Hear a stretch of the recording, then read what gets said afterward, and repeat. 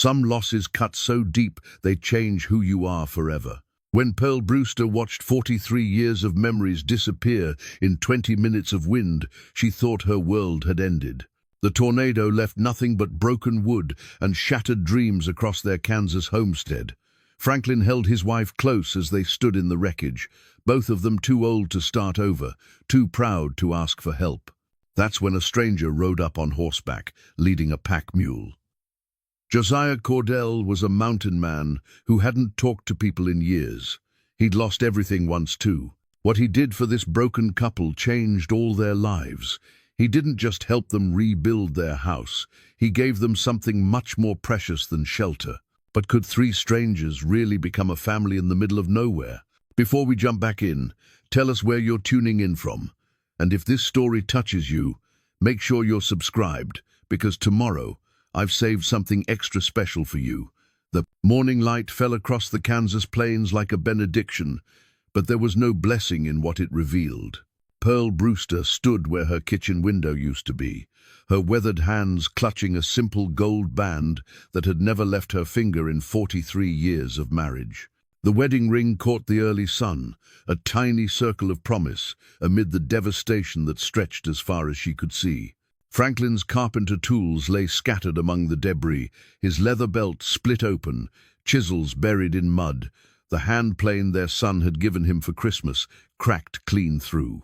Those tools had built this house board by board, nail by nail, in the summer of 1881, when they were young and foolish enough to believe love could conquer anything the prairie threw at them. "Pearl, honey, come away from there." Franklin's voice carried the weight of 6 decades, though his frame still held the solid strength of a man who'd worked with his hands his entire life. His grey hair stuck up at odd angles, and his flannel shirt bore tears from pulling debris off what used to be their front porch. "Standing there won't bring it back." She turned to him, this man who'd been her anchor through 4 decades of prairie life, through droughts and good harvests, through the birth of their children, and the slow ache of watching them grow up and move to distant cities. His blue eyes, still sharp despite the web of lines that framed them, held the same devastation she felt in her own heart. "I know," she whispered. "I just keep thinking if I look hard enough, I'll find something else, something we can save." The tornado had come from the southwest, a black finger of God's wrath that touched down near Hutchinson and carved a path of destruction 30 miles long. 20 minutes of howling wind had undone a lifetime of careful building. Their barn was gone completely, scattered in pieces across 3 counties. The house, their beautiful house with its wraparound porch and the climbing roses Pearl had nursed for 15 years, was nothing but a foundation and a few standing walls that leaned at dangerous angles. Neighbors had come yesterday, as neighbors do, bringing blankets and hot coffee and the kind of quiet sympathy that prairie folks offer in times of trouble. The Hendersons from 2 miles east had lost their chicken coop but little else. The Millers to the north had damage to their roof, but their house still stood. The Brewsters had taken the worst of it, caught directly in the tornado's path with nowhere to run and no time to do anything but huddle in their root cellar and pray. "We could stay with the Millers," Franklin said, though his voice lacked conviction. "Martha said there's room in their attic space." Pearl shook her head. At 67, she was too old to be anybody's houseguest, too proud to accept charity that felt like pity. "This is our land, Franklin, our home. We'll figure something out." But even as she said it, the practical part of her mind, the part that had managed a household budget through lean years and calculated feed costs and planned every meal for 4 decades, was adding up the impossibilities. They had some savings, but not enough to rebuild from nothing. Their children lived hundreds of miles away. Robert in Chicago, with his law practice. Sarah in Denver, with her doctor husband. Both had families of their own, responsibilities that couldn't be abandoned to help 2 old folks who should have been practical enough to move to town years ago. The sound of hoofbeats made them both turn. A lone rider was approaching from the west, moving at an easy pace across the grass that the wind had pressed flat as a carpet. He sat his horse like a man accustomed to long distances, comfortable in the saddle, in a way that spoke of years spent traveling. Behind him, a pack mule followed on a lead rope, loaded with supplies that suggested he'd been on the trail for some time. As he drew closer, Pearl could make out more details. He was tall and lean, probably in his 50s, with hair the color of steel wool beneath a worn hat. His clothes were practical leather coat despite the warmth of the morning, canvas trousers, boots that had seen hard use. But it was his face that caught her attention. It was a face that had seen weather and hardship, marked by lines that spoke of squinting into distant horizons and enduring long silences. The rider stopped his horse 20 feet away and touched the brim of his hat. "Morning, folks. Name's Josiah Cordell." His voice was rough, like a man who didn't use it often. "Saw the damage from the ridge. Thought I'd see if you needed anything." Franklin stepped forward, his carpenter's eye automatically assessing this stranger. "Franklin Brewster. This is my wife, Pearl. We appreciate you stopping, but we'll manage." Josiah's dark eyes moved over the destruction with the methodical attention of someone who understood building and what it meant to lose everything. Pearl watched his face and saw something she recognized, the careful distance of someone who'd learned not to get too involved in other people's troubles. "Tornado?" he asked, though the answer was obvious. "Yesterday evening," Pearl said. "Came through around supper time. We were lucky to get to the root cellar in time." Josiah nodded and dismounted, his movements economical and sure. Up close, Pearl could see the quality of his gear, everything well made and carefully maintained, the tools of a man who lived far from stores and repair shops. "Mind if I take a look around? I've seen my share of storm damage." Franklin's pride bristled visibly. "We don't need any help, mister. We'll sort this out ourselves." But Pearl found herself saying, "Look all you want. There's not much left to see." Josiah walked through the debris with the careful step of someone reading sign. He knelt beside a pile of lumber that had once been their dining room wall, running his hands over the wood, testing joints that had held for 20 years until the wind found them wanting. He examined the foundation, walking its perimeter like a man surveying property he intended to buy. "Good foundation," he said finally. "Stone and mortar work solid. Most of the lumber's salvageable if you clean it up right." He straightened and looked directly at Franklin. "You do the original carpentry work?" Despite himself, Franklin's chest puffed slightly with pride. "Every board and nail. Took me 3 summers, working after harvest season." "Good work," Josiah said simply. "Shows in the joinery. Takes skill to build something that lasts this long out here." It was exactly the right thing to say. Pearl watched her husband's shoulders relax slightly, the defensive tension easing. Praise from another craftsman carried weight that sympathy never could. "Where you heading?" Franklin asked, curiosity overcoming caution. Josiah gestured vaguely toward the mountains, visible as a blue line on the western horizon. "Nowhere particular. Been living up in Colorado, but the winters are getting harder every year. Thought I'd see some different country." "You traveling alone?" Pearl asked, though she already knew the answer. This was a man accustomed to solitude, carrying it around him like his well-worn coat. "For quite a while now," Josiah said quietly, and something in his tone suggested depths he didn't intend to reveal. They stood in awkward silence, 3 strangers brought together by circumstance and disaster. Pearl could feel the weight of decisions pressing down on them: where to sleep tonight, what to do with the debris, how to begin the impossible task of rebuilding. At their age, with their resources, it felt overwhelming. "I've got supplies," Josiah said suddenly. "Coffee, bacon, beans. Been on the trail for 2 weeks and I'm tired of my own cooking. If you folks don't mind the company, I'll share what I've got in exchange for a hot meal cooked by someone who knows what they're doing." Pearl felt her heart lift slightly. A practical offer, one that didn't sound like charity. "That's kind of you. We can set up something in what's left of the kitchen area. The stove's buried, but I can build a cook fire." Franklin looked like he wanted to object, but practical necessity won out over pride. They needed food, and their supplies were either buried in the wreckage or spoiled by the rain that had followed the storm. As Josiah unpacked his mule, Pearl noticed how carefully he handled everything. His gear was arranged with the precision of someone who'd learned that disorganization could mean the difference between comfort and misery, between safety and danger. She found herself wondering what had driven a man to live so carefully alone, what losses had taught him to be so self-sufficient. While she cooked over the fire Josiah built with expert efficiency, she listened to the two men talk. Franklin, starved for adult male conversation after months of seeing only his wife and the occasional neighbor, began to open up about the challenges of farming and building in this unforgiving country. Josiah listened more than he spoke, but when he did contribute to the conversation, his comments showed deep, practical knowledge. "The wind's the thing," Franklin was saying as they ate beans and bacon off tin plates. "You can plan for drought, even for hail, but when the wind gets up like that, there's nothing for it but to hunker down and hope. Mountains have their own weather troubles," Josiah said, "but you're right about the wind. Out here, it's got room to build up force." He paused, looking around at the devastation. "But the foundation's good, and you know how to build. That's more than most folks have to start with."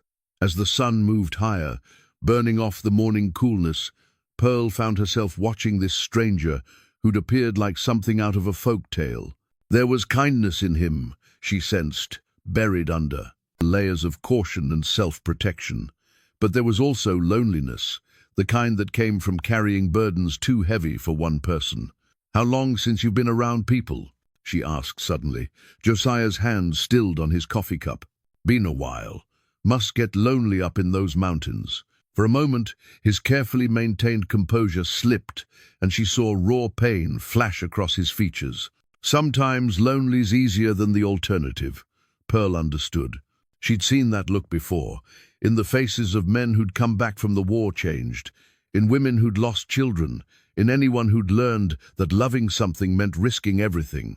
This man had loved deeply once, and lost completely. The knowledge sat in her chest like a stone. The practical part of her began to calculate. A man alone, with supplies and obvious skills. A couple who needed help but couldn't afford to hire it. It might be a solution that served everyone's needs, if pride and fear could be managed carefully. "Mr. Cordell," she said slowly, "how long were you planning to stay in this area?" Josiah's eyes sharpened, sensing the weight behind her casual question.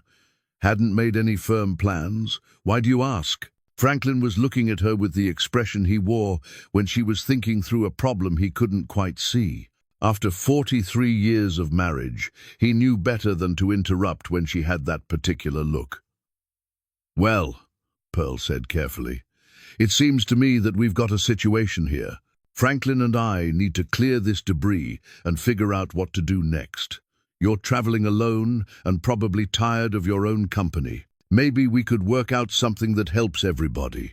The words hung in the air between them like a bridge half built, waiting to see if anyone was brave enough to cross it. Josiah was quiet for so long that Pearl wondered if she'd overstepped. When he finally spoke, his voice was carefully neutral. "What did you have in mind?" "Stay a few days," she said. "Help us sort through this mess and see what's salvageable. In exchange, we'll feed you proper meals, and you'll have people to talk to. No obligations beyond that." Franklin's eyebrows rose, but he didn't object. He was practical enough to recognize help when it was offered, even if his pride had to swallow hard to accept it. Josiah studied them both with those dark, measuring eyes. Pearl could almost see him weighing the risks of involvement against the pull of human connection. Finally, he nodded slowly. "Few days," he agreed. "See what there is to see." As the afternoon sun climbed higher over the Kansas plains, three strangers began the delicate work of learning to trust each other. None of them knew it yet, but that simple agreement would change all their lives in ways they couldn't imagine. The full scope of their loss didn't truly hit until the second morning, when the sun rose clear and merciless over what had once been home. Pearl stood in the spot where her kitchen table had sat for 20 years, holding a cracked daguerreotype she'd found buried under a pile of sodden lumber.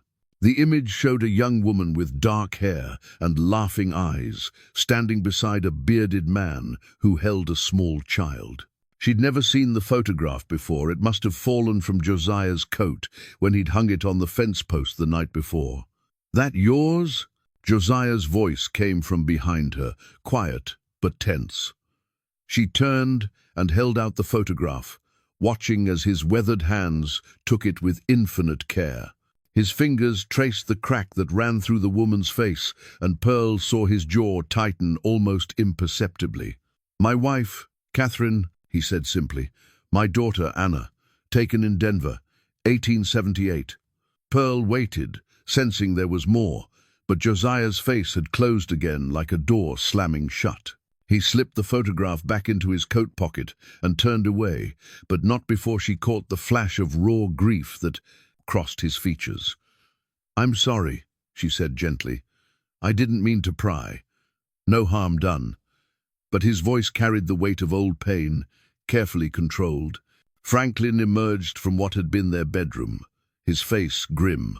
In his hands, he carried the shattered remains of their family Bible, the one his grandfather had carried west in a covered wagon, the one that contained the record of their marriage, their children's births, the careful genealogy of a family's life on the frontier. 43 years, he said, his voice barely above a whisper. 43 years of building, and it's gone in 20 minutes. Pearl watched her husband sink onto a pile of lumber that had once been their porch railing, his shoulders sagging under the weight of devastation. At 64, Franklin Brewster had survived drought, economic panic, the death of 3 infant children, and the slow erosion of a man's strength by time and weather. But this complete erasure of everything they'd built together seemed to drain something essential from him. "Franklin," she started toward him, but he held up a hand. "Just give me a minute, Pearl. I need to think."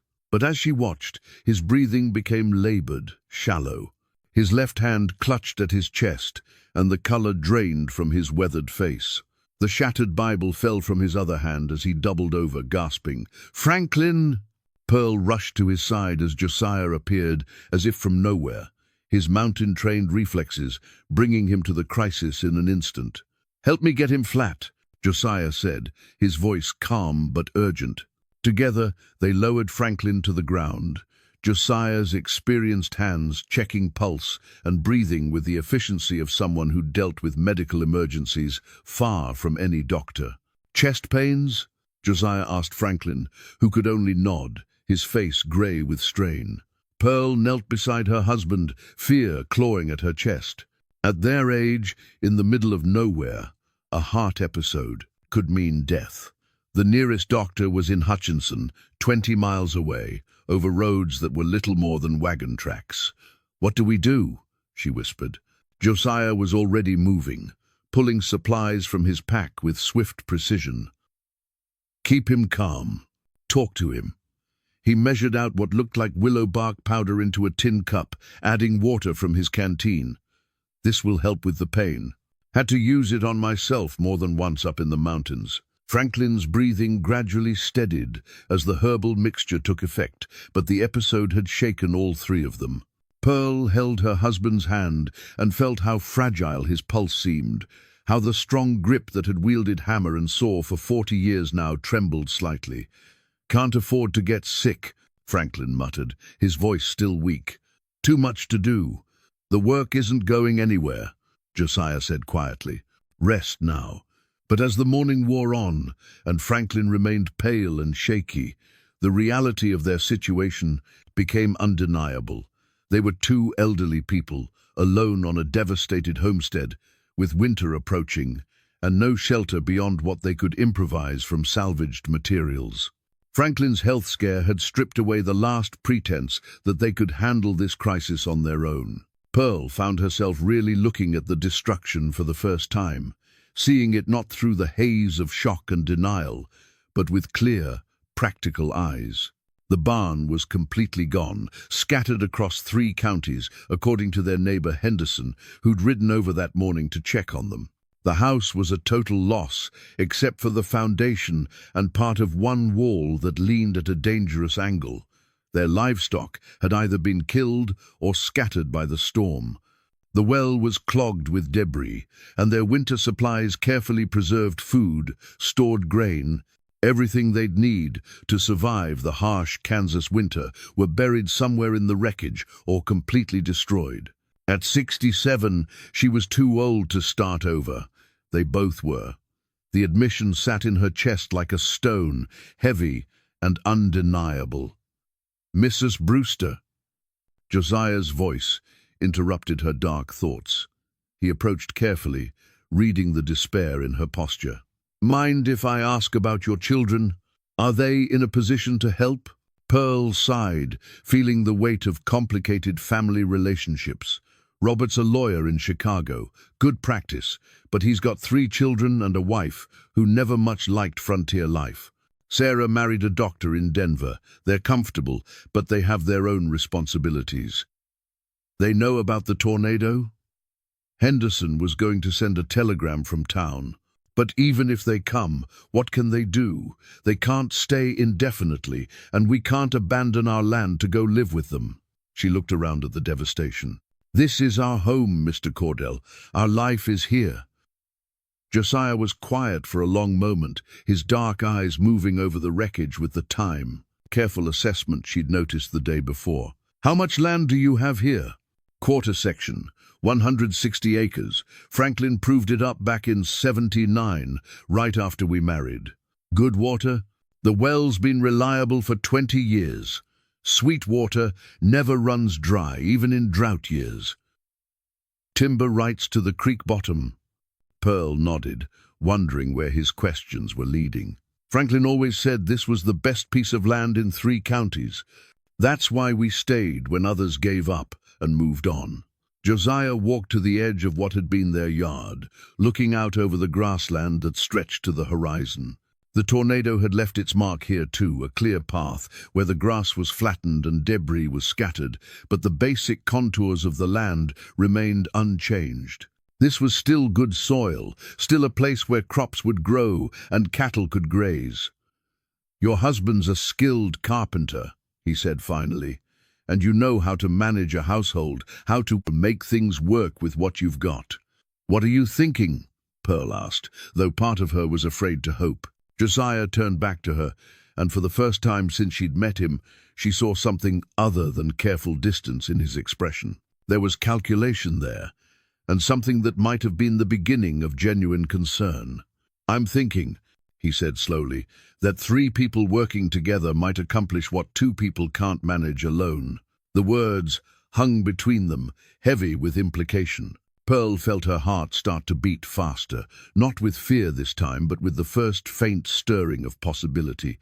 "You're talking about staying longer than a few days," she said. "I'm talking about staying through the winter, helping you rebuild enough to be safe and comfortable.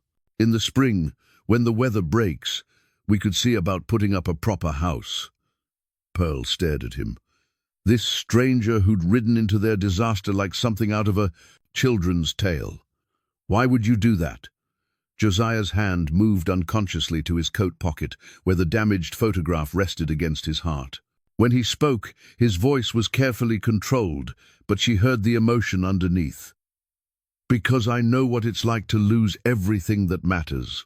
And because maybe it's time I stopped running from places where people need help." From where Franklin lay resting, his voice came weak but determined. "We can't pay you. Don't have the money for hired help." "Not looking for money," Josiah replied. "Looking for a place to spend the winter. A place where I can be useful instead of just surviving." Pearl felt tears prick her eyes, the first tears she'd allowed herself since the tornado hit. But they weren't tears of despair anymore. They were something else entirely, something that felt dangerously close to hope. The decision made, Josiah moved with the methodical efficiency of a man accustomed to making shelter from nothing. By noon, he'd constructed a lean-to against the one remaining wall of the house, using salvaged lumber and a canvas tarp from his pack. It wasn't much, just enough space for 3 bedrolls and protection from wind and rain, but it represented something more significant than mere shelter. It was the first new thing built on the Brewster homestead since the tornado, a declaration that life would continue. Pearl watched him work, noting the careful way he tested each piece of salvaged wood before using it, how he chose the strongest joints and most stable supports. This was a man who'd learned to build things that would last, who understood that in harsh country, shoddy construction could mean the difference between life and death. "Hand me that cross brace," he said, and Pearl found herself following his instructions naturally, as if they'd worked together for years instead of days. There was something soothing about the rhythm of construction, about seeing order emerge from chaos, one board at a time.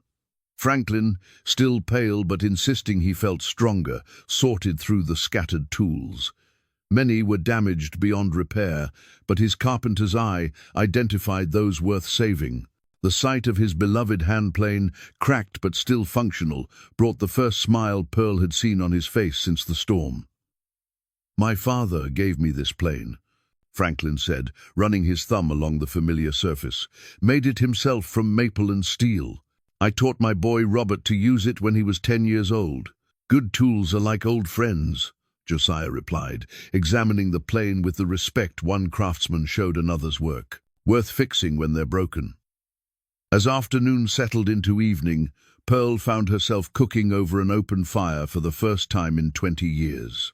Her cast-iron stove was buried somewhere under the wreckage, but Josiah had fashioned a serviceable cooking arrangement from salvaged metal and stones. She discovered her tin recipe box, miraculously intact, wedged under what had been the pantry door. The box contained more than recipes. It held handwritten cards from her mother, notes from her children when they were small, careful calculations of measurements and costs that represented 40 years of feeding a family. As she opened it, the familiar scent of vanilla and cinnamon rose from the yellowed papers, and for a moment she was transported back to her mother's kitchen in Missouri, learning to make cornbread and apple pie. "Smells like home," Josiah said quietly. Appearing beside the fire, with an armload of firewood he'd gathered from the scattered remains of their fence posts. "My mother's cornbread recipe," Pearl replied, stirring the batter in a dented bowl. "I've made it 1,000 times, but tonight it feels like I'm learning all over again." They ate as the sun set, 3 people sharing a meal in the ruins of what had once been a comfortable home. The conversation came easier now, the initial awkwardness of strangers giving way to something that felt almost like companionship.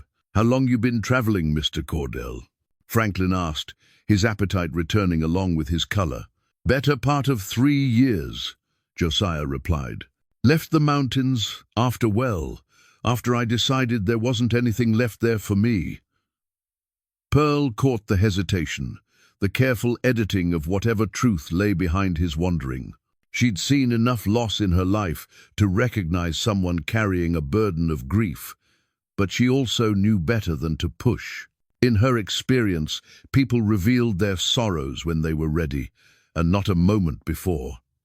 "Must have seen a lot of country," she said instead. "More than I wanted to, less than I needed to." Josiah poked at the fire with a stick, sending sparks spiraling into the darkening sky. "Funny thing about traveling, you think you're running towards something, but mostly you're just running." Franklin leaned back against his bedroll, studying their unexpected guest in the firelight. "What made you stop running here?" The question hung in the air while Josiah considered his answer. When he finally spoke, his voice carried a weight of honesty that surprised them all. "Saw you two standing in all this wreckage, and I remembered what it felt like to lose everything that mattered. Remembered how it felt when nobody came to help." He paused, his dark eyes reflecting the flames. "Figured maybe I could be the help I wished I'd had." Pearl felt her heart constrict at the pain in his voice. Whatever losses had driven this man to 3 years of solitary wandering, they'd cut deep enough to make him empathize with strangers. She found herself wondering about the woman and child in the photograph, about what catastrophe had torn his family apart.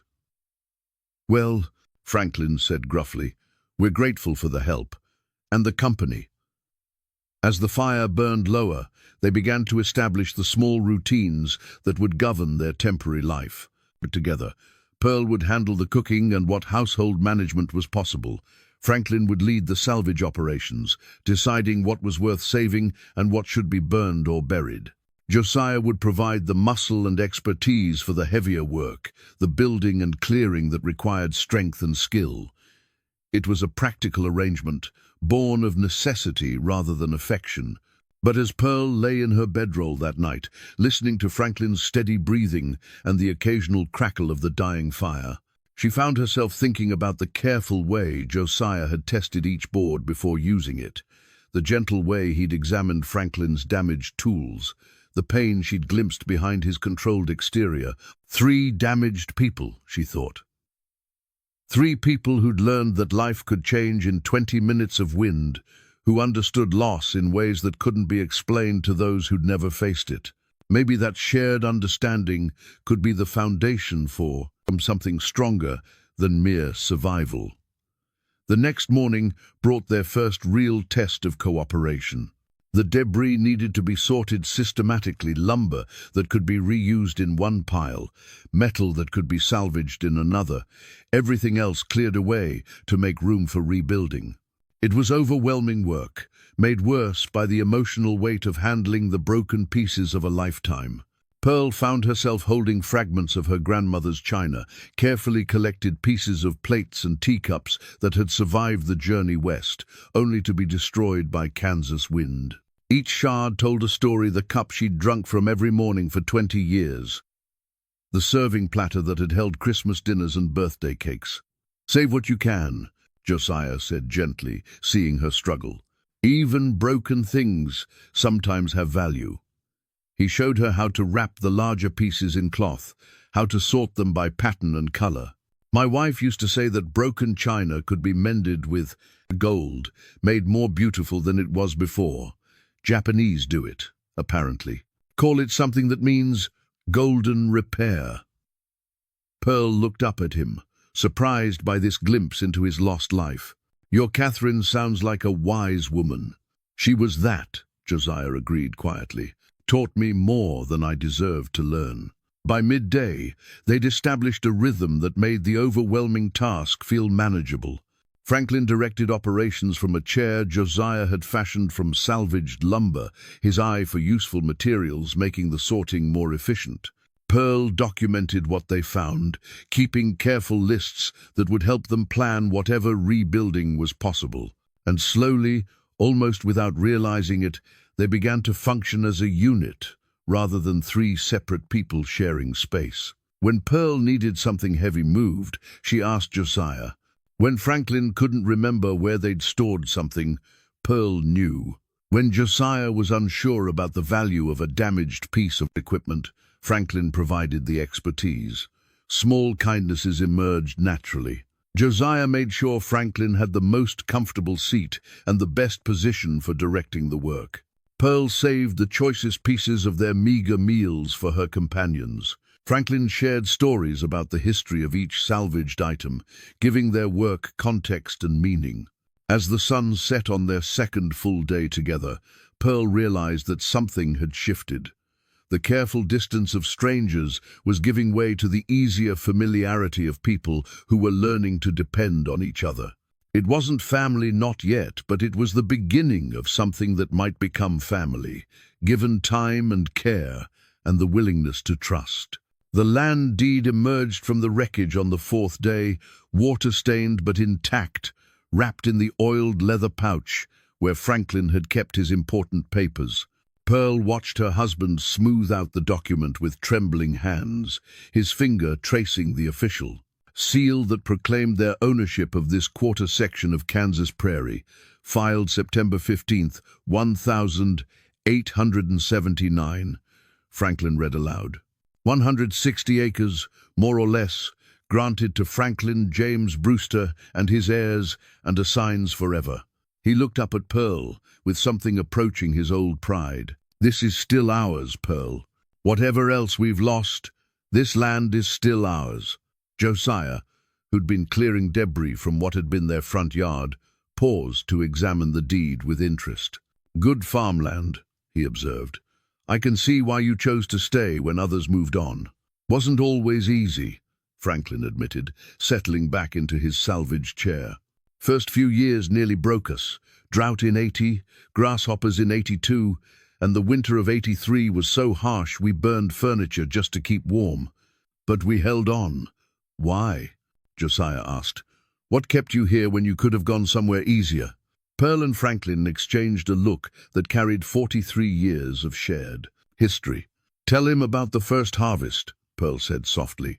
Franklin's weathered face softened with memory. 1880, our second year. We'd planted wheat on 40 acres, gambling everything we had on that crop. All summer we watched it grow, praying for rain but not too much, watching for signs of disease or pests. Come harvest time, we had the finest stand of wheat anyone had seen in 3 counties. Grain elevator man from Hutchinson came out personal to look at it, Pearl added. Said it was premium grade, worth top dollar. That night, after we sold the crop, Pearl and I walked out to the middle of our field and just stood there. Franklin continued. The sunset was painting everything gold, and the wind was moving through the stubble, and I said to her, "Pearl, this is it. This is home. This is the place we'll build our life." Josiah listened with the careful attention of someone who understood the weight of such moments. "And you never regretted it?" "Oh, we had our doubts," Pearl said honestly, "when the babies came too early and didn't make it through their first winters. When Franklin broke his leg that time and couldn't work for 3 months. When Robert left for college and Sarah married her doctor, and we knew they'd never come back to farm life. But we always came back to that feeling," Franklin said. "That sense of belonging somewhere, of having a place that was truly ours. This land chose us as much as we chose it." As the days passed, that sense of belonging began to extend beyond just Franklin and Pearl. Josiah threw himself into the work with an intensity that spoke of more than mere helpfulness. He approached each task with the thoroughness of someone who intended to stay, who was invested in the outcome rather than just passing through. When they cleared the foundation, he didn't just remove debris, he examined every stone, noting weak points that might need reinforcement when they rebuilt. When they sorted lumber, he didn't just separate good wood from bad. He categorized it by size and quality, planning future projects in his mind. "You're thinking like this is your place too," Pearl observed one afternoon as she watched him carefully stack salvaged boards according to some system only he understood. Josiah paused, a 2x4 balanced in his hands. "Sorry, didn't mean to presume." "I'm not complaining," Pearl interrupted gently. "I'm grateful. It's just that you're working like a man with a stake in the outcome." For a moment, Josiah's carefully maintained emotional distance wavered. "Been a long time since I had reason to build instead of just survive," he said quietly. "Feels good to work toward something instead of just away from it." The physical labor was healing in ways that surprised them all. Franklin, despite his age and recent health scare, seemed to gain strength from having meaningful work to do. His color improved, and his appetite returned as he rediscovered purpose in directing their salvage operations. Pearl found that the repetitive tasks, sorting, cleaning, organizing, gave her mind space to process their losses, while her hands stayed busy with useful work. There was satisfaction in imposing order on chaos, in making decisions about what could be saved and what must be discarded.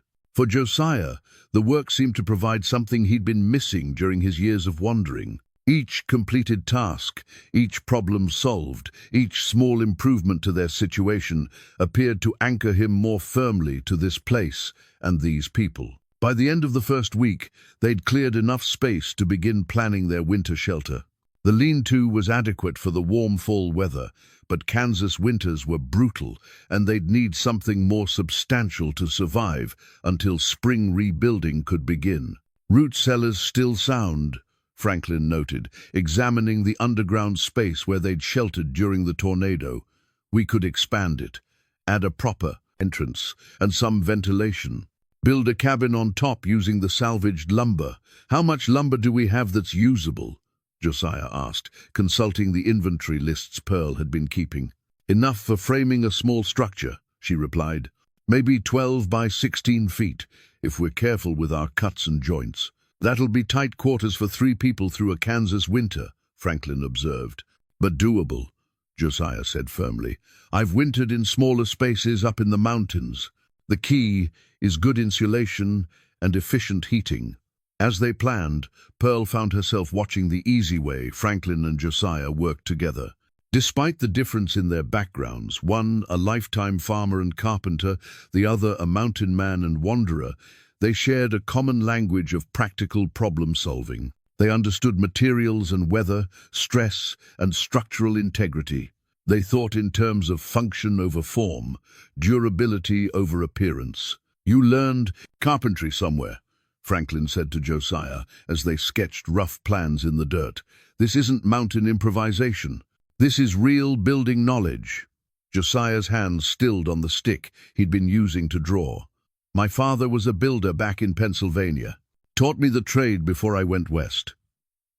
He paused, seeming to debate how much to reveal. Built houses in Denver for a few years, before I took to the mountains. What changed? Pearl asked gently. Life changed, Josiah replied, his voice carefully neutral. Priorities changed. Found out that building houses for other people wasn't the same as building a home for your own family. The pain in his voice was carefully controlled, but Pearl heard it anyway. She was beginning to understand that this man's losses ran deeper than simple bereavement. There were layers of regret and guilt wrapped up in his solitary wandering, self-imposed exile that had more to do with what he believed he deserved than what circumstances had forced upon him. That evening, as they shared their simple meal around the fire, Pearl made a decision that would change the tone of their growing relationship.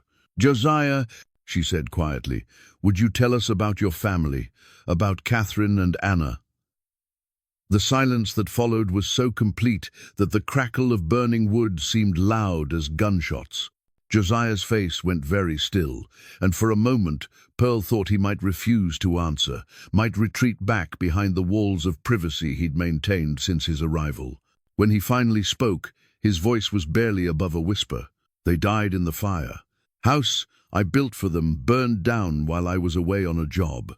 Catherine and Anna, they never had a chance to get out. The words fell into the quiet evening like stones into still water, creating ripples of understanding and sympathy that would change everything between them.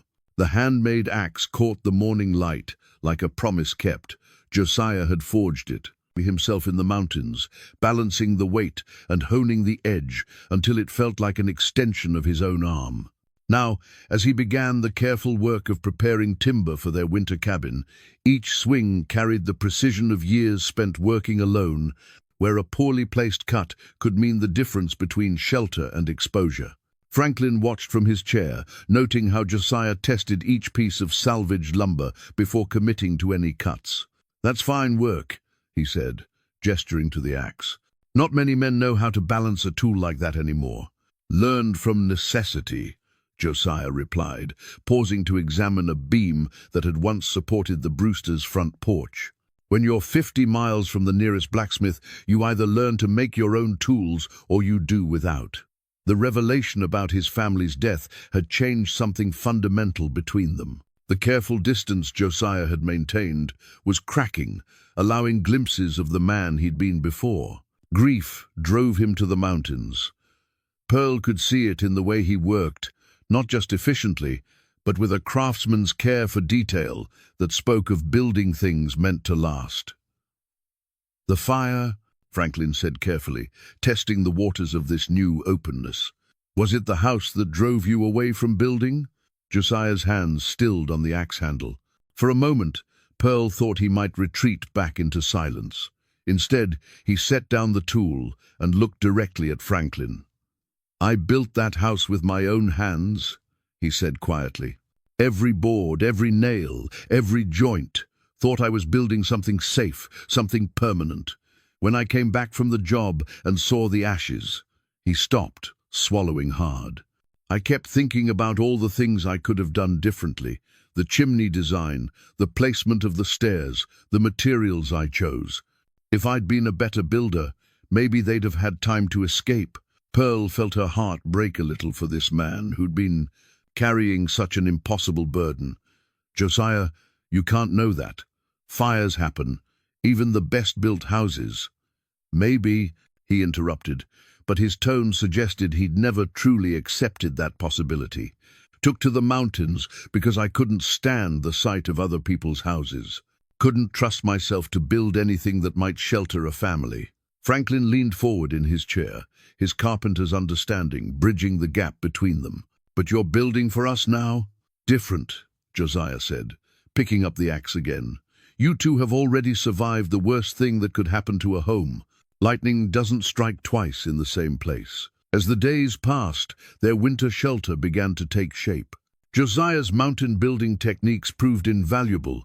He knew how to construct walls that would hold against harsh winds, how to design a roof that would shed snow rather than collapse under its weight, how to create ventilation that would prevent the dangerous buildup of cooking smoke and moisture. But more than his technical skills, his attention to Pearl and Franklin's specific needs showed a thoughtfulness that spoke of genuine caring. He placed the single window where Pearl would get the best morning light for her sewing. He built Franklin's sleeping area with extra support for his aging joints. He designed the storage spaces to accommodate Pearl's careful organization of their limited supplies. "You're thinking like family," Pearl observed one afternoon as she watched him carefully measure twice before making a cut. "Building for people, you know, not just anyone." Josiah paused in his work, considering her words. "Maybe," he said finally. "Been so long since I built for people I cared about, I'd forgotten what it felt like." The admission hung between them, heavy with implication. Caring meant investment, meant the possibility of loss, meant opening himself to the kind of pain he'd been running from for 3 years.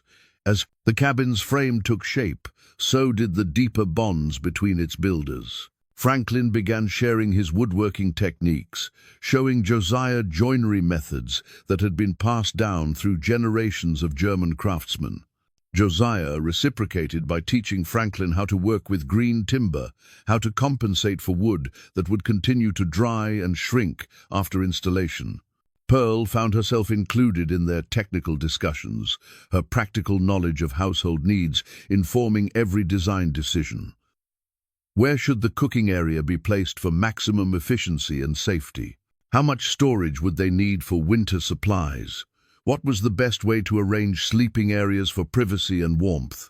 Never built with a woman's input before, Josiah admitted one evening as they reviewed the day's progress. Makes a difference having someone who knows how a space will actually be lived in. "Catherine never had opinions about your building?" Pearl asked gently. A smile ghosted across Josiah's weathered features, the first real smile she'd seen from him. "Oh, she had opinions, strong ones, but I was too proud to listen much in those days. Thought I knew better because I had the training and the tools. And now? Now I know that the person who has to live in a space knows things the builder never learned in any apprenticeship." As October deepened into November, their work took on an urgency driven by the changing weather. The first frost came early, painting the grass silver and reminding them all that winter would wait for no one. But the urgency brought with it a kind of intimacy, born of shared purpose and mutual dependence. They worked longer days, starting before dawn and continuing past sunset by the light of lanterns Josiah had salvaged from the wreckage. Pearl kept hot coffee and food ready, maintaining their strength for the demanding physical labor. Franklin pushed himself beyond what his age should have allowed, driven by pride and the need to contribute meaningfully to their survival. And through it all, Josiah worked with a steady determination that spoke of more than mere obligation. This wasn't just a winter shelter he was building. It was a home for people who'd become important to him, a structure that needed to protect not just bodies, but the fragile bonds they'd formed. "Why didn't you ever remarry?"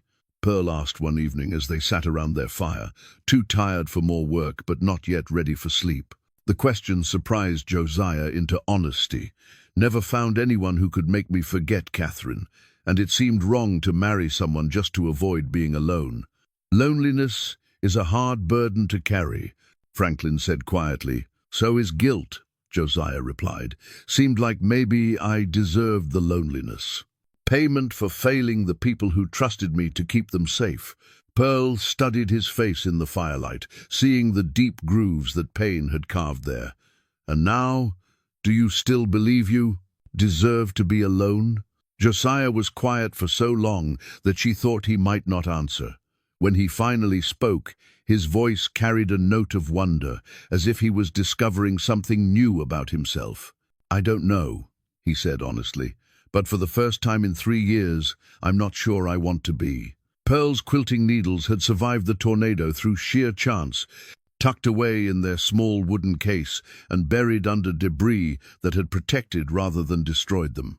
As November's chill settled over the plains, she found herself reaching for them in the evenings, piecing together scraps of fabric salvaged from their ruined clothing and household linens.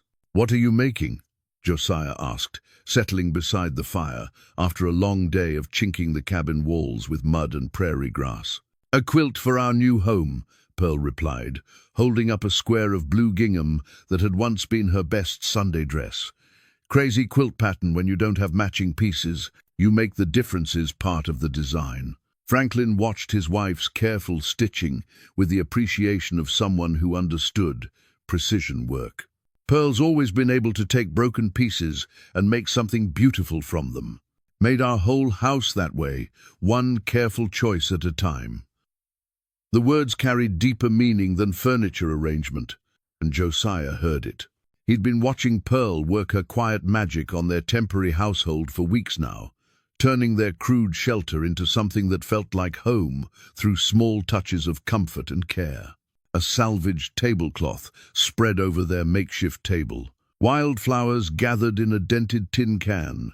Meals that somehow tasted better despite being cooked over an open fire. "My Catherine used to say the same thing about quilting," Josiah said quietly. "Surprising them both. Said it was like life. You took whatever pieces came your way and tried to make them into something useful and warm." It was the first time he'd spoken of his wife with anything approaching peace rather than pain. Pearl looked up from her stitching, recognizing the shift in his tone. "Tell us about her," she said gently. "What was she like?" Josiah stared into the fire for a long moment, and Pearl thought he might retreat back into silence. Instead, he began to speak, slowly at first, then with growing ease. "She was small, barely came up to my shoulder, but she had the strongest will of anyone I ever met. Came west with her father when she was 16, after her mother died. Married me when she was 19, and I thought I was the luckiest man in Colorado Territory." "How did you meet?" Franklin asked. A ghost of a smile crossed Josiah's features. "I was building a church in Denver, and she came by every day to check on the progress. Finally told me I was doing the window frames all wrong, that they'd never keep out the winter wind with those gaps." "Was she right?" Pearl asked, already knowing the answer. From Josiah's expression. "Course she was right. Had to tear out 3 days' work and start over. But she brought me coffee every morning after that, and by the time the church was finished, I'd worked up the courage to ask her father for permission to court her." The fire crackled in the comfortable silence that followed. Outside, the wind moved through the grass with the sound of approaching winter, but inside their small circle of light, there was warmth and the gentle pleasure of shared stories. "Anna looked just like her mother," Josiah continued, his voice growing softer. "Same dark hair, same stubborn chin. Only 3 years old when," he stopped, swallowing hard. "She used to follow me around when I was working, carrying a little wooden hammer Catherine made for her. said she was going to be a builder like Papa. Pearl felt tears prick her eyes at the image of a small girl with her toy hammer trying to help her father build their world. The loss of such innocent trust, such uncomplicated love, explained so much about the careful distance Josiah maintained from anything that might require his protection. "They'd have been proud of what you're building here," Franklin said quietly. "This cabin, it's good work, Josiah. Honest work that'll keep people safe."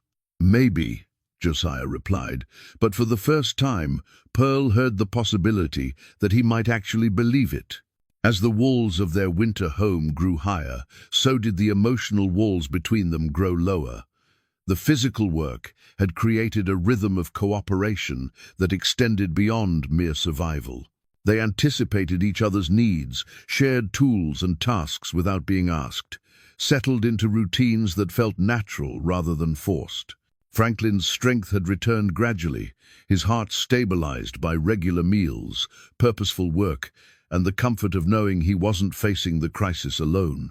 He'd begun teaching Josiah the finer points of Finnish carpentry, how to cut joints that would stay tight through years of seasonal expansion and contraction, how to select wood grain for maximum strength and beauty.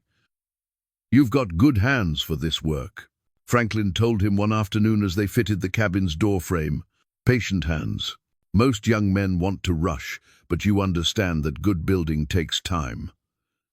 "Had a good teacher once," Josiah replied, thinking of his father's patient instruction back in Pennsylvania. "And I learned the hard way that corners cut in building come back to haunt you." Pearl divided her time between traditional women's work, cooking, mending, organizing their limited possessions, and participating in the construction planning. Her practical knowledge proved invaluable in countless small ways. She knew how to arrange workspace for maximum efficiency, how to preserve food through the winter months, how to create comfort from the simplest materials. But more than her domestic skills, her emotional intelligence guided the delicate process of three strangers becoming a family. She mediated the small tensions that arose when Franklin's pride clashed with Josiah's experience, or when Josiah's perfectionism slowed progress that Franklin wanted to see completed quickly.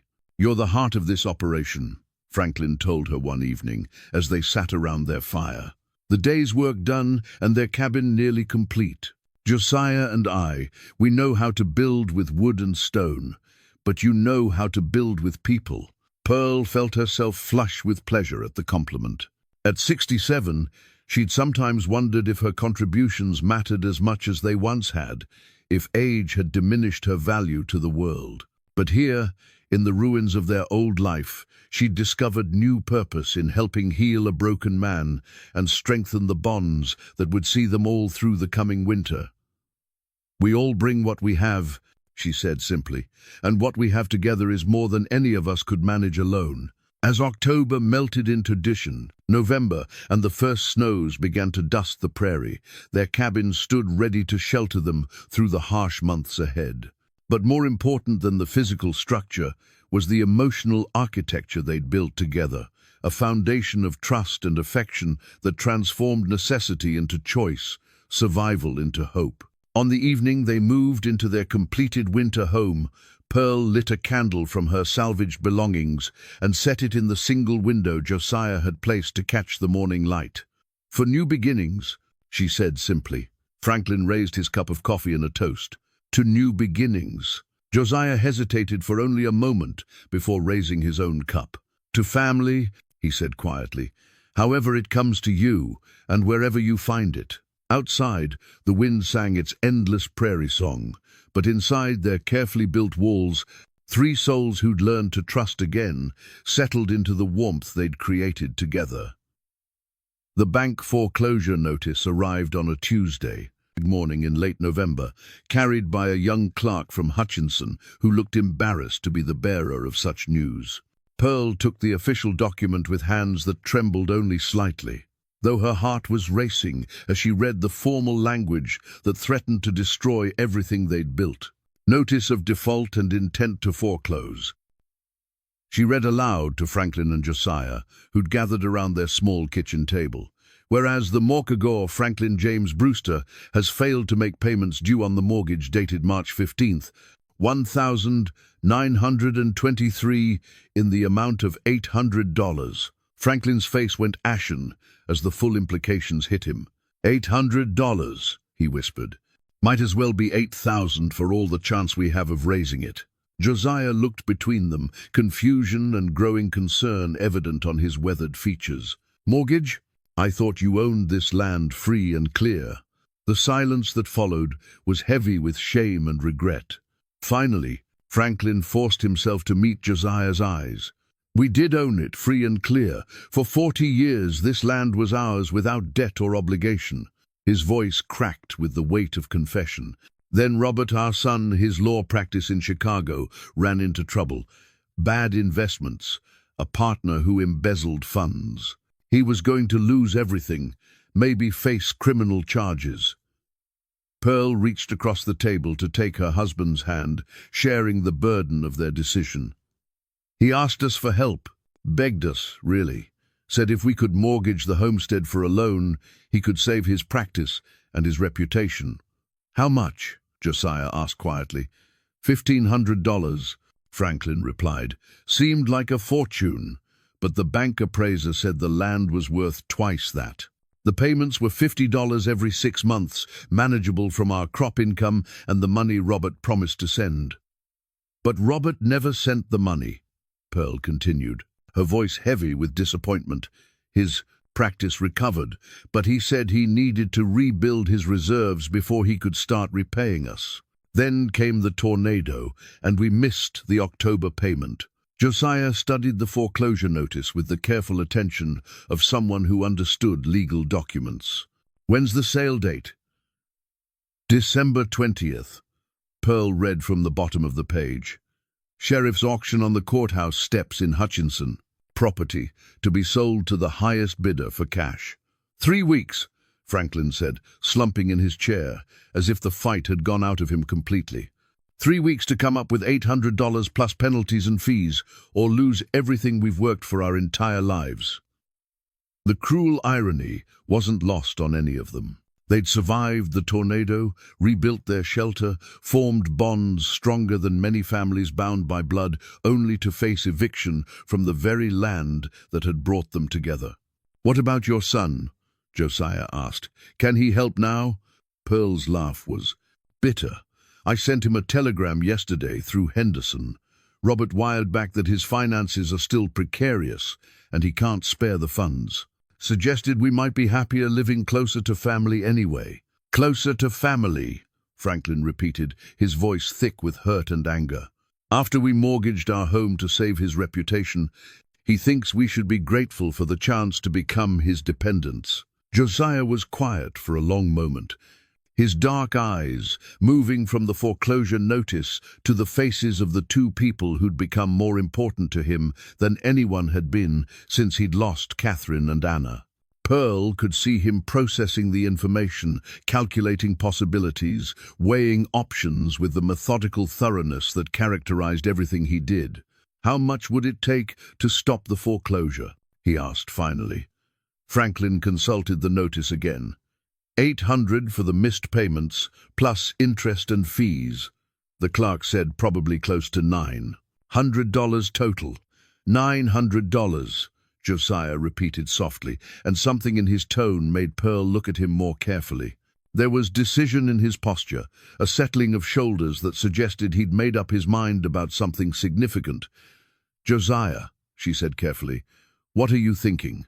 Instead of answering directly, he stood and walked to his bedroll, retrieving something from his pack that he'd kept carefully hidden since his arrival. When he returned to the table, he carried a leather pouch that clinked softly with the sound of metal against metal. 3 years in the mountains, he said quietly, setting the pouch on the table between them. 3 years of living on almost nothing, working claims that other men had abandoned, finding gold in places where most folks wouldn't think to look. Franklin stared at the pouch as if it might contain snakes. Josiah, we can't. Let me finish, Josiah interrupted gently. He opened the pouch and poured its contents onto the table. Gold coins caught the lamplight, more money than Pearl had seen in one place in her entire life. $1,200 in gold eagles, Josiah said matter-of-factly, enough to pay off the mortgage and have some left over for spring planting. The silence that followed was deafening. Pearl felt tears spring to her eyes, not of relief, but of overwhelming emotion at the magnitude of what Josiah was offering. Franklin's face cycled through disbelief, gratitude, and stubborn pride. "We can't take your money," Franklin said finally. "That's your life savings, your security." "What good is security if you have no one to share it with?" Josiah replied. "I've been carrying this gold for 3 years, and it never made me anything but lonely. Money's only valuable if it can buy you something you actually want." "And what do you want?" Pearl asked softly. Josiah looked around their small cabin, at the careful craftsmanship that had gone into every joint and beam, at the touches of home Pearl had added with salvaged fabric and carefully tended plants, at Franklin's tools arranged with the pride of a master craftsman. "I want to stay," he said simply. "I want this to be my home too, permanently. I want to help you rebuild in the spring, see this place become everything it was before the tornado, and more. I want to belong somewhere again." Franklin's eyes filled with tears he was too proud to shed. "Josiah, you don't understand what you're offering. This isn't a loan we could pay back. Our farming income won't support repaying that kind of money." "I'm not asking for repayment," Josiah said firmly. "I'm asking for partnership. I'm asking to be part of this family, to invest in this land the same way you have, to have a place where my work matters, where the people matter." Pearl felt her heart breaking and healing at the same time. She understood what this offer meant to Josiah. It wasn't charity or even kindness. It was a desperate bid for belonging, a man's willingness to trade everything he owned for the chance to have a family again. "The legal complications," Franklin began. "We'll figure out the legal complications," Pearl interrupted, her voice firm with decision. "We'll draw up papers that protect everyone's interests. But Josiah's right. This land needs all of us to make it work. And we need him just as much as he needs us." She reached across the table and covered Josiah's weathered hands with her own. "If you're sure about this, if you truly want to stay and be part of what we're building here, then yes. Yes, we accept your offer." Franklin looked from his wife to Josiah, seeing the hope and determination in both their faces. Finally, his carpenter's pragmatism won out over his pride. "Partners," he said, extending his hand to Josiah. "Equal partners in whatever comes next." As they shook hands across the table, covered with gold coins and legal documents, Pearl realized that the tornado had taken their house, but given them something far more valuable. It had brought them Josiah, and through crisis and cooperation, they'd built something stronger than walls and roof beams. They'd built a family worth saving. The leather pouch that held Josiah's gold had traveled thousands of miles through mountain passes and prairie towns, a tangible reminder of 3 years spent in self-imposed exile. Now, as Pearl carefully counted the coins by lamplight, each piece represented more than monetary value.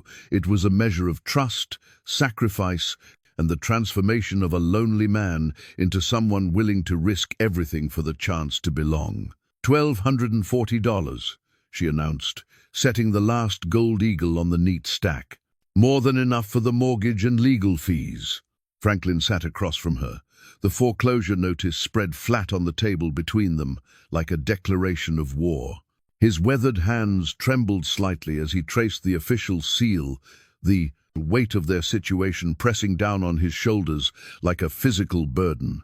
43 years we've owned this land," he said quietly.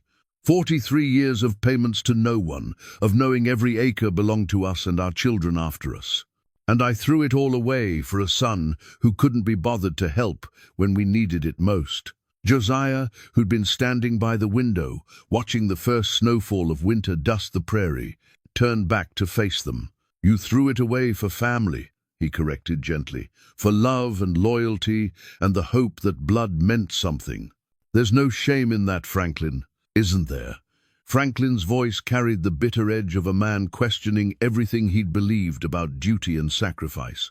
I mortgaged my wife's security for a boy who won't even send a telegram of sympathy after we've lost our home to a tornado.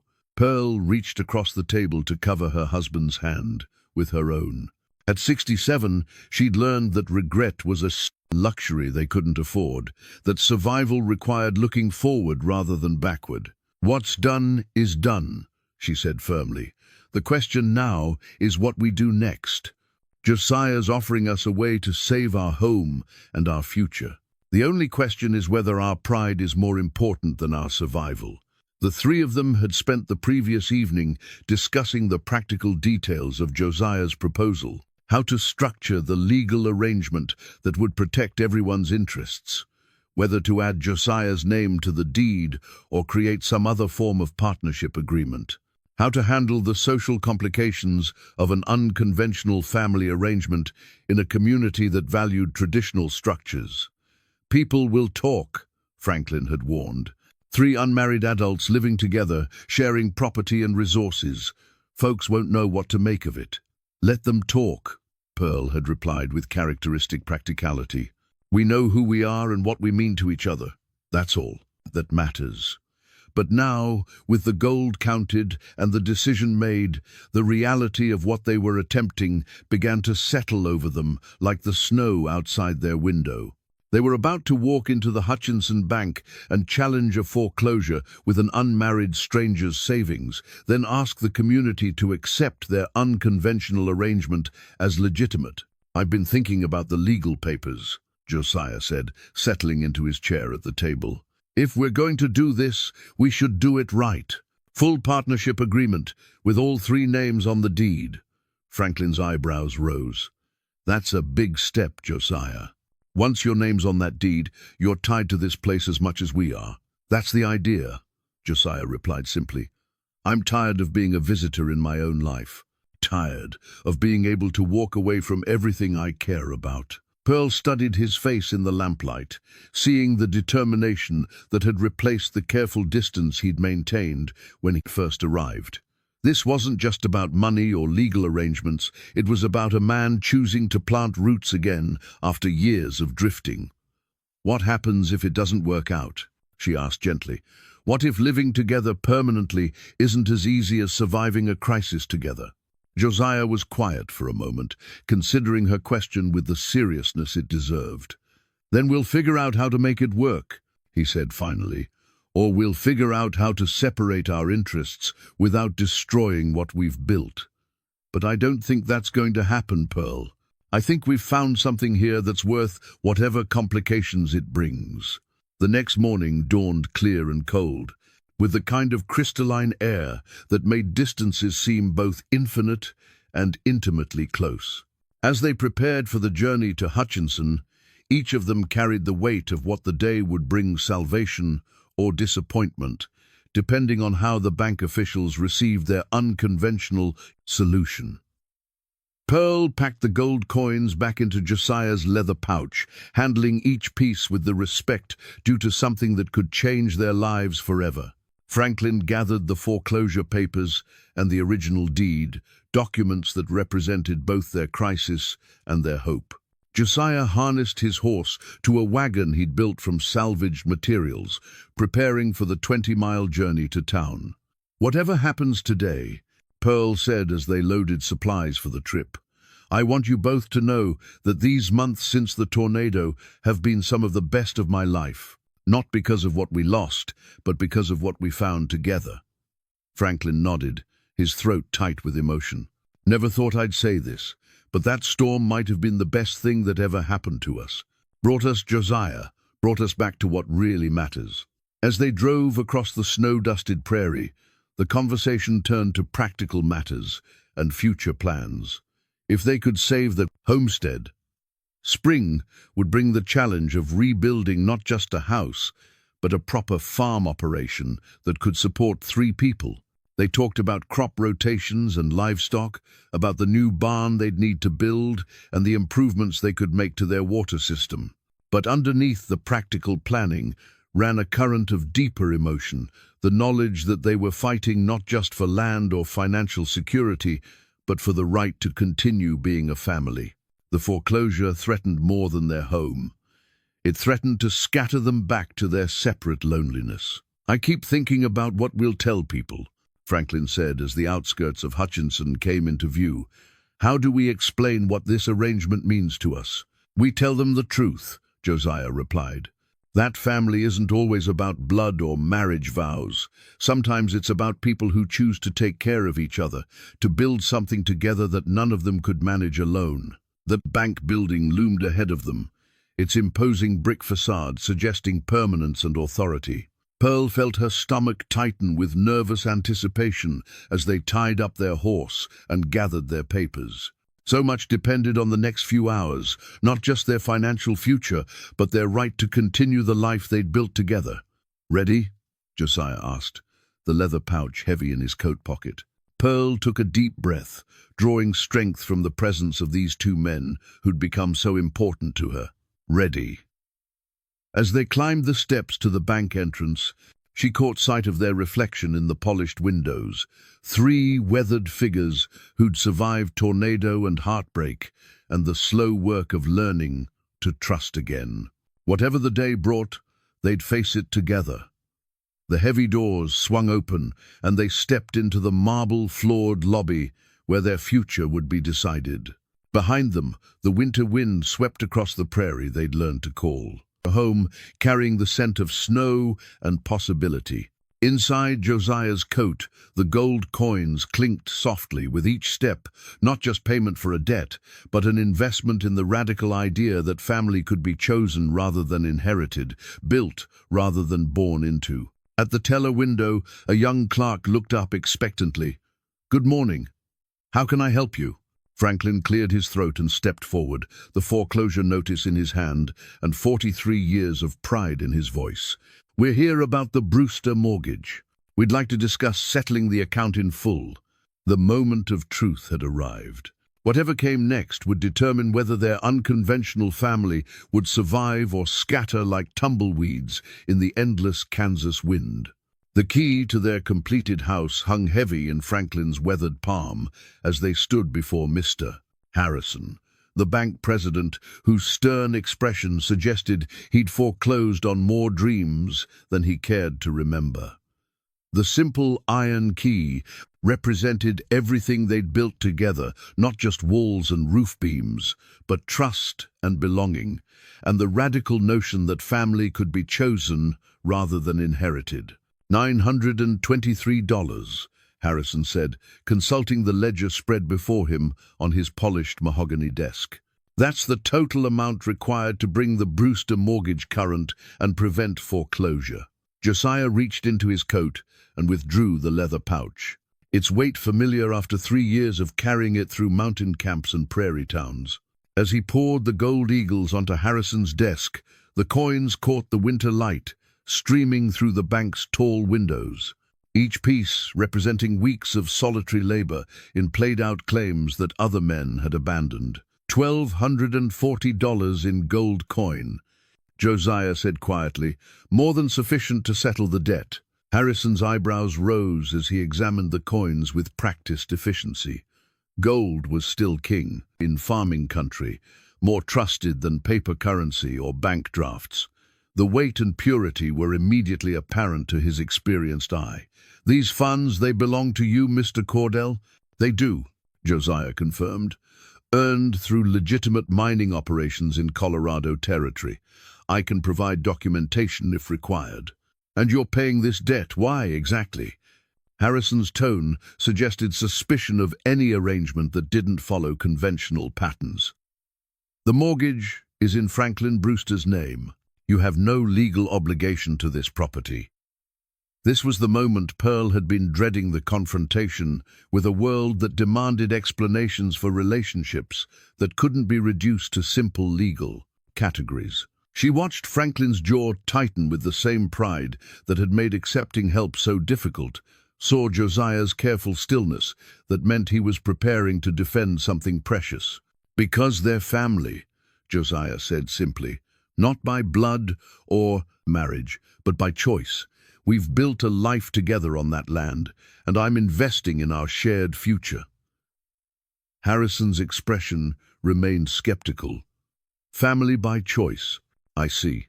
He made a note in his ledger. "And what assurances does the bank have that this arrangement is stable, that Mr. Cordell won't decide next month that he wants his gold back and the property sold?" Franklin leaned forward, his carpenter's hands flat on the desk surface.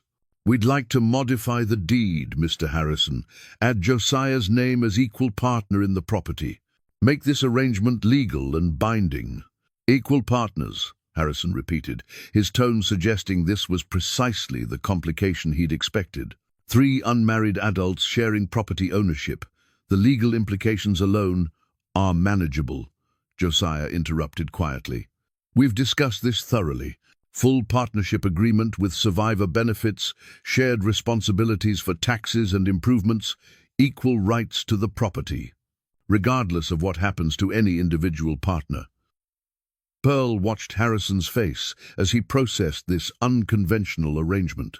She could see him calculating the social implications, the potential gossip, the challenge to traditional family structures that his conservative community might find difficult to accept. "Mr. Cordell," Harrison said finally, "forgive my directness, but what prevents you from simply claiming ownership of this property once your money has paid the mortgage? What protects the Brewsters' interests in this arrangement?" It was a fair question, and Pearl felt a moment of appreciation for Harrison's thoroughness, even as she worried about his ultimate decision. But Josiah's answer came without hesitation. "Honor protects their interests, Mr. Harrison. My word, given freely and without coercion. But if you need legal protections, we can structure the deed transfer to require unanimous consent for any major decisions about the property." Harrison studied. The 3 of them, with the careful attention of a man whose business required reading character as much as financial statements. Pearl felt the weight of his assessment, knowing that their entire future hung on his willingness to approve this unconventional arrangement.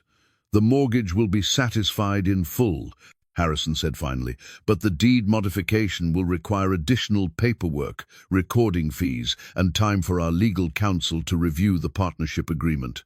"How much time?" Franklin asked, his voice tight with anxiety. 2 weeks minimum, possibly longer if there are complications with the language or recording requirements." Pearl felt her heart sink. 2 weeks was cutting dangerously close to the December 20th foreclosure date. If anything went wrong, if there were delays or legal challenges, they could still lose everything despite Josiah's sacrifice. "What happens to the foreclosure proceedings during this review period?" she asked. "They're suspended, pending resolution of the payment and deed modification," Harrison replied. "But if the partnership agreement can't be finalized by December 20th, the original foreclosure will proceed regardless of the payment." The room fell silent, except for the tick of Harrison's desk clock and the distant sound of street traffic outside. Pearl could feel the tension radiating from both men, Franklin's fear of losing their home despite Josiah's generosity, and Josiah's worry that legal complications might invalidate his gesture of faith. "We'll make it work," Pearl said firmly, her voice cutting through their shared anxiety. "Whatever paperwork is required, whatever documentation you need, we'll provide it. This family has survived a tornado and 43 years of prairie life. We can handle 2 weeks of legal proceedings." Harrison's stern expression softened slightly at her determination. "Very well, Mrs. Brewster. Let's begin the paperwork." As he reached for the necessary forms, the simple iron key seemed to grow warmer in Franklin's palm, not just a symbol of shelter, but a promise that their chosen family would have a legal foundation as strong as the emotional bonds they'd built together. The new family photograph felt precious and fragile in Pearl's hands as they stood on the courthouse steps 2 weeks later, their legal business finally complete. The traveling photographer from Dodge City had captured something remarkable. 3 weathered faces, united not by blood but by choice, by shared struggle and mutual care that had transformed strangers into family. "Look at us," Franklin marveled, studying the image over his wife's shoulder. 3 months ago, I'd never laid eyes on Josiah Cordell. Now, he's legally my partner in everything we own. The paperwork had been completed that morning: deed modification, partnership agreement, all the legal documents that made their unconventional family arrangement official in the eyes of Kansas law. Josiah Cordell was now equal owner of the Brewster homestead, with all the rights and responsibilities that entailed. "How does it feel?" Pearl asked him as they climbed into their wagon for the journey home. "Being tied down to one place after 3 years of wandering?" Josiah settled the reins in his hands, his dark eyes thoughtful as he considered her question. "Like coming home to a place I never knew I was looking for," he said finally. "Like finding out that family doesn't have to be something you're born into, it can be something you build." The ride back to their homestead passed in comfortable conversation about spring plans and future improvements. The crisis that had brought them to this moment seemed almost distant now, overshadowed by the reality of what they'd accomplished together. Not just the legal partnership, but the deeper bonds that made the legal arrangement meaningful. As their cabin came into view across the snow-covered prairie, Pearl felt a surge of satisfaction that had nothing to do with property ownership or financial security. They'd taken the wreckage left by a tornado and built something better than what had been destroyed, not just a house, but a home that could shelter love as well as bodies. "There it is," Franklin said, his voice thick with emotion. "Our place, all of ours now, legal and proper." They'd invited Henderson and Miller families to witness their homecoming, to see the completion of what had begun as a simple act of kindness and grown into something that challenged every assumption about what family could be. As they approached the cabin, Pearl could see neighbors gathering not to gossip or judge, but to celebrate with them. Martha Henderson emerged from the cabin carrying a pot of coffee and wearing the expression of someone who'd witnessed a miracle. "Pearl Brewster, I've never seen anything like what you three have accomplished. When that tornado hit, I thought you were finished. Now look at you, stronger than ever, and with twice the family you started with." The impromptu celebration that followed felt like a wedding, a barn raising, and a homecoming all rolled into one. Their neighbors brought food and stories, sharing the warmth of community acceptance that meant more than any legal document could provide. "Speech!" called out Tom Miller, raising his cup of coffee in salute. "Let's hear from our new family about what they're planning for spring." Franklin stood slowly, his weathered face reflecting the weight of everything they'd been through and everything they'd gained. 3 months ago, Pearl and I stood in the ruins of everything we'd built in 43 years of marriage. We thought our story was ending. He paused, looking at Josiah and Pearl with an expression of wonder that seemed to surprise even him. "Turns out our story was just beginning a new chapter. We learned that family isn't just about blood or marriage vows. It's about people who choose to take care of each other, who choose to build something together that none of them could manage alone." Pearl felt tears spring to her eyes as her husband continued. "Josiah didn't just save our homestead with his gold. He saved our faith in what family could mean. And we didn't just give him a place to stay. We gave him what he'd been looking for without knowing it. A place to belong, people who needed him as much as he needed us." The applause that followed was gentle but heartfelt, the kind of acknowledgement that prairie communities reserved for achievements that mattered more than money or conventional success. As the sun set over their gathered neighbors, Pearl found herself standing beside the window where she'd placed that first candle on the night they'd moved into their winter cabin. The light that had symbolized new beginnings now illuminated faces that had become dear, voices that had become necessary parts of her daily life. "Josiah," she said quietly, drawing him aside as the celebration continued around them. "Do you ever regret it? Giving up your freedom, your ability to just walk away when things get difficult?" He was quiet for a long moment, his eyes moving over the scene of their neighbors sharing food and conversation in the home they'd built together. When he finally spoke, his voice carried a certainty she'd never heard from him before. "Pearl, I spent 3 years thinking freedom meant having nothing to lose. Turns out real freedom is having something worth staying for, something worth protecting and building and investing your whole heart in." He paused, touching his coat pocket where the damaged photograph of Catherine and Anna still rested. "They'd be happy for me, I think. Happy that I finally stopped running from love and decided to run toward it instead." As if summoned by some unspoken signal, Franklin joined them at the window, completing their circle of 3. Outside, the Kansas wind moved through the winter grass with its eternal song.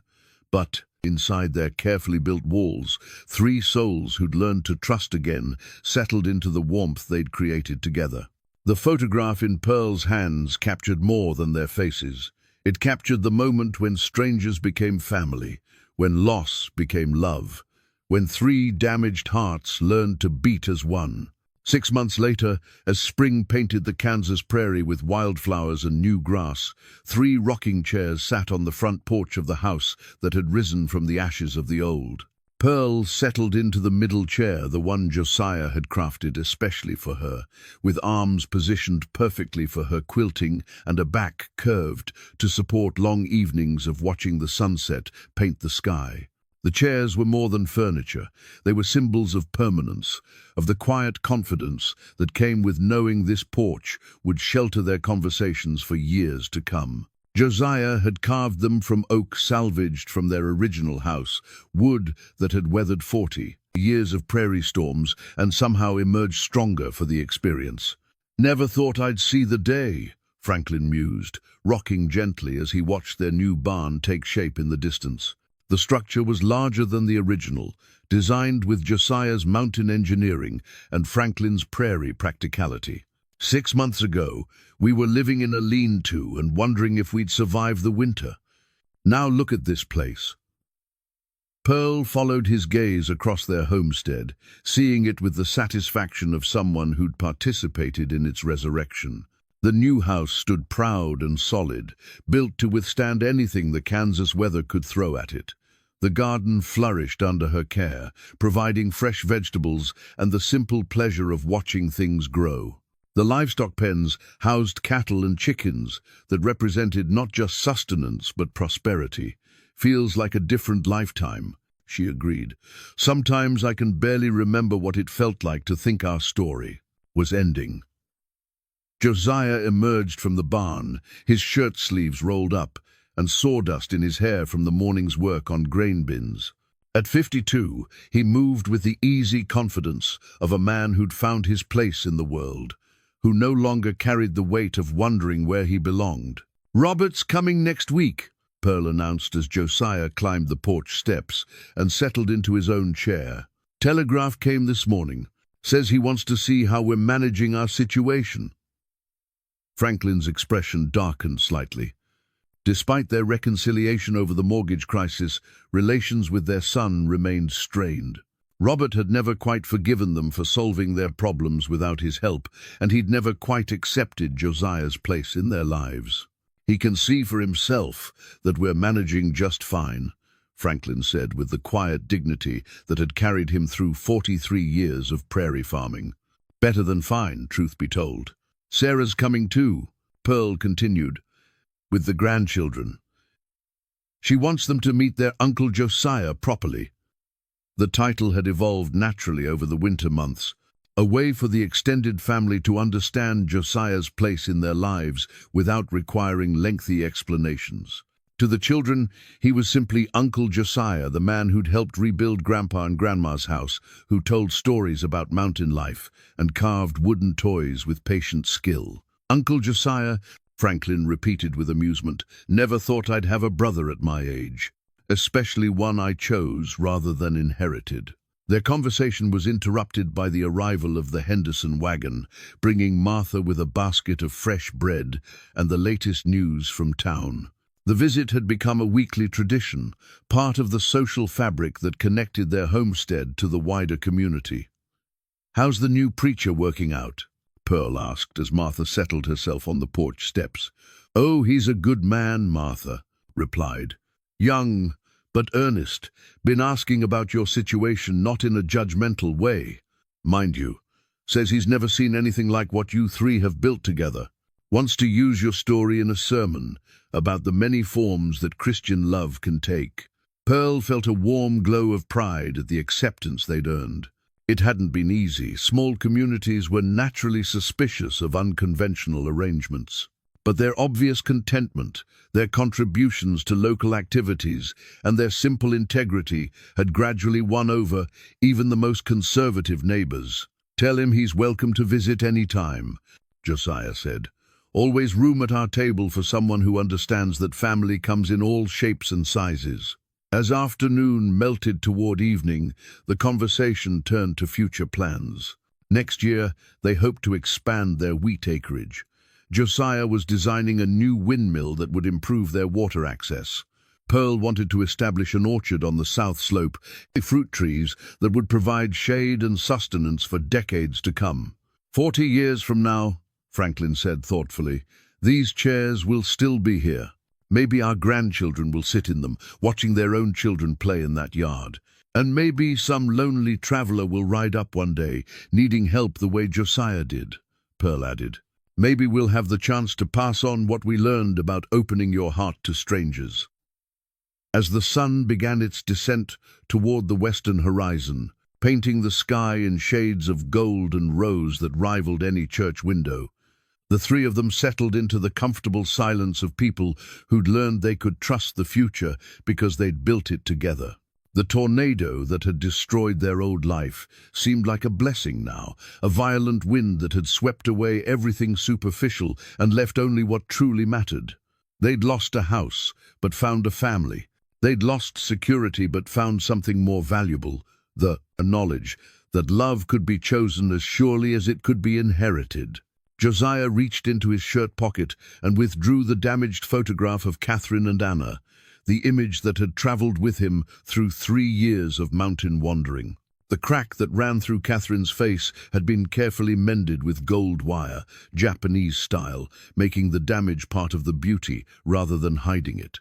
Time to let them rest, he said softly, looking at the faces of the family he'd lost. They brought me this far, but I think they'd want me to live for the family I have now. Pearl watched as he kissed the photograph gently and placed it in the small wooden box where they kept their most precious meanings, land deeds, family Bibles, the partnership agreement that made their chosen family legal. As darkness settled over the prairie, bringing with it the first stars and the eternal song of wind through grass, 3 rocking chairs creaked in gentle rhythm on a porch built last. Inside the house, lamps glowed warmly in windows that would welcome whatever travelers the future might bring. They'd learned that home wasn't just a place, it was people who chose to love each other through whatever storms might come.